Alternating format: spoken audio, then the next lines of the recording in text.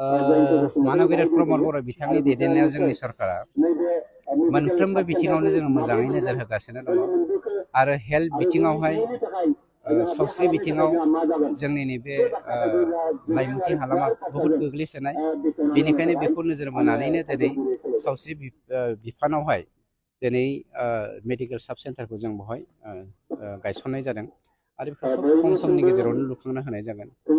थांखिया बेनो गाहाम देहा थायोब्लासो जोङो बड'फा इउ एन ब्रह्म बिथांनि जा साननाय गेरेमसा हारि दानायनि मिजिं बे मिजिंखौ जों जाफुंहोनो हागोन।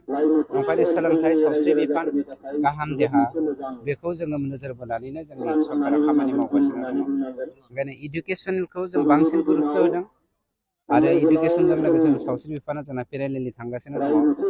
आसा खालामदों जोंनि मावनाय दांनायजों रायजो राजाफ्रा जेब्लायबो हेफाजाब थागोन बा रायजो राजाफोरनि आशीर्बादा थागोन। जों रायजो राजाफ्रा जि आशीर्बाद होदों बे आशीर्बादखौ मावफुंनायनि थाखाय जों जेब्लायबो सांग्रां। सार नोंथांमोननि सरकारा इडुकेसननि बेलायाव गोबां खामानि मावनायखौ जों नुदों। नाथाय नैबे लाइमोनथि ओनसोलावबो सोलोंथाइनि माखासे जेंना दं सार। जेंनाया बेनो लाइमोनथि हालामावहाय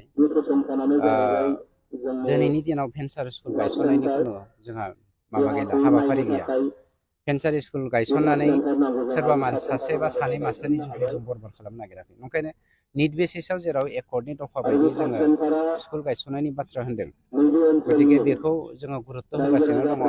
प्लास दिनै बे हालामावहाय जोंनि एडनि गेजेरजों बिथांमोना NGO हिसाबै जा खामानिखौ मावगासिनो दङ बेखौ जोंनि गभर्नमेन्टनिफ्राय फुलि सापर्ट दङ।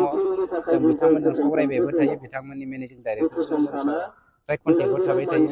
गतिके निट बेसिसाव जों गायसननो हाया जानसिमलागै बिथांमोना जेराव इडुकेसनखौ डेभेलप खालामगासिनो दंखायो, जोंनि मरेल सापर्टआ जेब्लायबो दङ।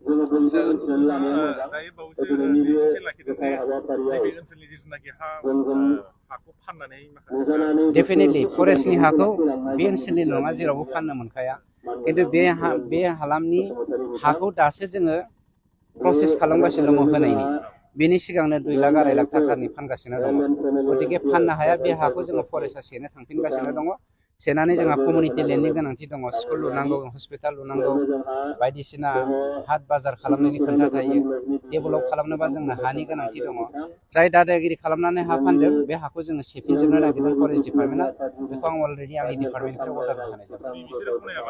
बिथांमोना गनायनाय जों आइ डन्ट केयार। बिथांमोना हा दानदों, हाग्रा बेखौ फानदों आरो गुबुन हाग्रा सिफायदों। सोरनिबा दादागिरिखौ जों सहायनो हाया आरो रावबो दादागिरिखौ जोंनि सरकारा मानिया। वाइल्ड लाइफ सेन्सुरि बड'फा इउ एन ब्रह्म वाइल्ड लाइफ सेन्सुरिखौ बावैसोनो बड'फानि जोनोम सान नङाबा बिथांनि थैनाय सानखौ लोब्बा लाखिनानै जोङो नैबे बे हालामखौ रायमोथिनि साहारि जा हाग्रा ओनसोल प्राय 100 स्कुवेर किल'मिटार बेखौ जोङो वाइल्ड लाइफ सेन्सुरि बानायनो थांगासिनो दङ। रिपुआ मोननै पार्ट दङ। बेनिनो मोनसेखौ जोङो मा होनो जोहोलाव जोंनि